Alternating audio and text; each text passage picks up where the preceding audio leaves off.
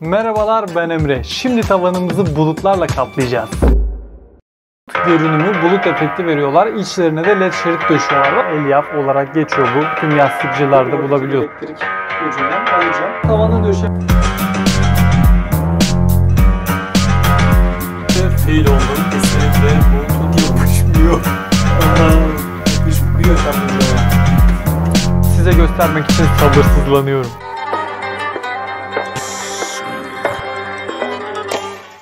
Evet, son zamanlarda popüler olan bir akım var ve tavanlarını insanlar elyafla kaplayarak bulut görünümü, bulut efekti veriyorlar. İçlerine de led şerit döşüyorlar. Ben de bu bölümde bunu yapmayı deneyeceğim. Bakalım iyi olacak mı? Gerçekten göründüğü kadar güzel gözükecek mi? Bunu şu anda bulunduğum çalışma odam için yapacağım. Tabii ki bunun için bir elyaf aldım. Bir çuval elyaf aldım bunun için. Şimdi çuval açılımı yapacağım. Evet, elyaflarımız bu şekilde gözüküyor. Bildiğimiz silikon. Yastıklara veya oyuncaklara doldurulan elyaf olarak geçiyor bu. Tüm yastıkçılarda bulabiliyorsunuz veya internette bile satılıyor. Boncuk elyaf veya normal elyaflardan farklı çünkü onlar bunun kadar hoş gözükmeyebiliyor. Biraz araştırdım. Şimdi bunu tavana döşemeyi deneyeceğiz. Fakat öncesinde birkaç ayarlama yapmamız gerekiyor. LED şeritler aldım. Bunlar için bir kablo hattı çekmemiz gerekiyor. Öncelikle led şeritlerimizi açalım ve onları hazırlayalım. Sonrasında bunu döşemeye geçelim. Evet, şimdi döşeyeceğimiz elyafın altında güzel bir aydınlatma sağlaması için şöyle bir led kullanacağım. Bu led bu çam ağaçlarına vesaire süsleme işlemlerinde de kullanılıyor. Bu düz mavi bir led. Sadece mavi ışık veriyor. Fişi takmanızla beraber çalışıyor. Düğmesinden birkaç farklı fonksiyonu var. Bunu öncelikle bir test edeceğim şimdi. Çalıştığı konusunda bir emin olalım. Neden mavi? Çünkü gökyüzü mavi mantık olarak. O nedenle mavi. Evet, gayet güzel bir şekilde aydınlatıyor gibi. Herzi biraz düşükmüş bu arada ama o elyafın altında belli olmayacaktır. Kamerada şu an muhtemelen gel git yaşıyor olabilir. Muhtemelen gözükmüyordur kamerada ama hangi modları olduğunu yazıyor. 8 modu var. Bastıkça değişiyor. Ben bunu daha çok yıldırım, şimşek çakma efekti vermesi istiyorum. Ona uygun bir efekti bulmaya çalışacağım. Arada yanıp sönme yerine sabit kalsa bu fena değilmiş. Bu insana epilepsi geçirtir, şu an sürekli yanıp sönüyor. Şimdi önemli olan nokta bunun fişini çıkarıp takınca son seçtiğimiz modda mı kalıyor? Ona bir bakmam gerekiyor. Şu an yanıp sönüyor, yanıp sönüyor. Çekeceğim ve takacağım, bakalım aynı mı kalacak? Aynen. Aynı şekilde kalıyor. O zaman bu süper bir şey. Çünkü bunun bir kumandası yok. Sonradan ayarlamak çok zor olacak. Bunu tavana yapıştıracağım için. Evet, bu şekilde kalacak fakat bunun prizini keseceğim ve ucunu açacağım ki yukarıya, çünkü daha önce elektrik hattı çekmiştim led projeksiyon takmak için. O nedenle bunu da direkt o elektrik hattına takacağım. Ama öncesinde bir kablosunu açmam gerekiyor. Şunu atalım. Burada gerçekten çok dandik bir kablosu varmış. Kabloların içinde 3 tel falan var böyle. Aşırı dandik. Umarım bir sakatlık çıkarmasın. 2 gün sonra tavandan elyaflar yanarak düşüyor. Evet, bunun ucunu açtık. Şimdi bunu kenara ayırabiliriz. Bir de bu şekilde bir şerit led aldım. Şu an dağıldı kutusu. Şöyle bir kumandası var. 5 metre kendisi var. Adaptörü var ve bir de kontrolcüsü var. Bu adreslenebilir bir led şerit değil. Normal bir led şerit. Uygun fiyatlı sıradan led şerit. Bakalım. Şöyle biraz uzatayım. Arkasında yapışkanı var. Üzeri silikonlu. Bir test edelim bakalım. Evet, alıcısı aşağıda kaldığı için orada deneyeceğim. Gerçi şu an 3 renkte yanıyor gibi gözüküyor ama mini çıkarmamışım. Pimi var. Yani işte iş görür. İş göreceğini düşünüyorum. Fakat bunun adaptörünü sökemeyeceğim için diğeri gibi. O nedenle şöyle bir dişi adaptör aldım.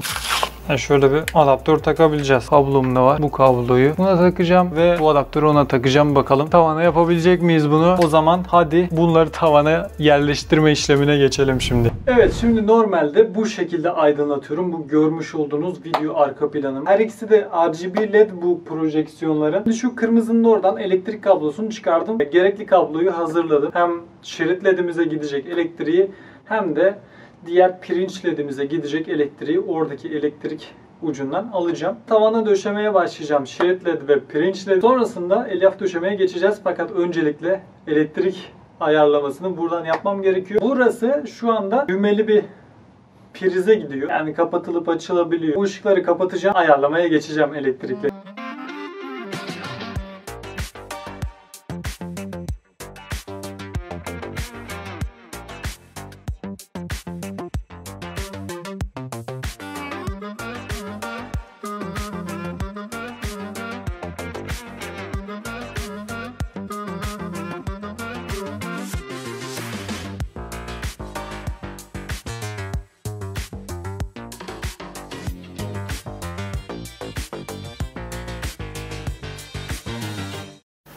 Evet arkadaşlar.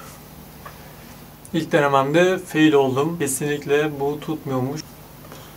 Yapışmıyor. Yapışmalıydı. Bir yöntem bulacağım ama. Evet, daha önce denediğim tutkalda fail olmuştum. Çünkü o bir duvar kağıdı tutkalıydı. Elyafı tutacağını düşündüm ama tutmadı. Şimdi daha farklı bir tutkal buldum. Bununla deneyeceğiz. Bakalım yine fail olacak mıyız yoksa bu tutacak mı? Ama benim bundan ümidim bayağı bir var. Bence bu tutacak. O zaman geçelim.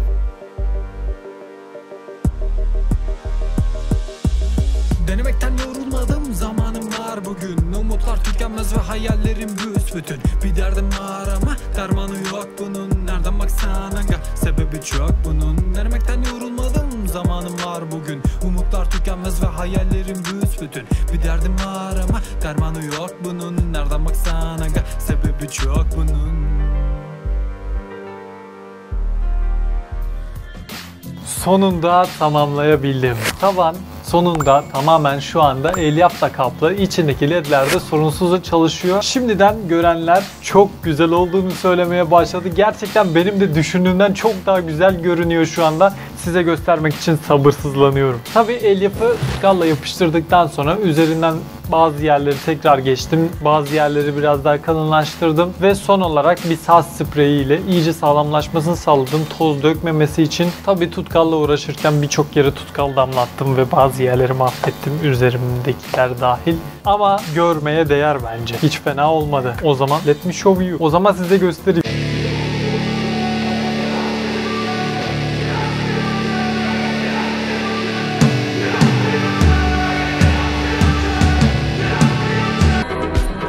Şimdi normalde ledlerim bu şekilde ve tavanım bu şekilde şu anda elyaflı ve ledli bir şekilde.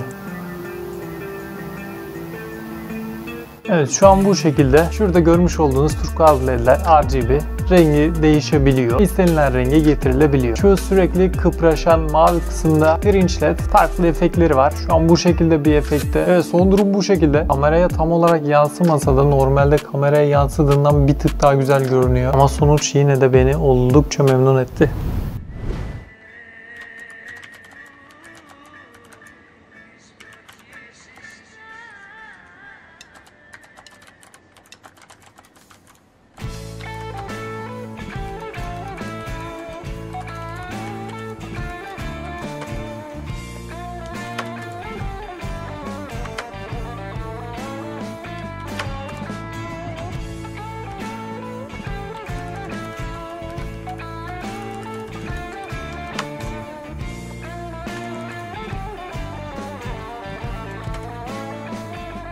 Örümcekler almasın bunlar.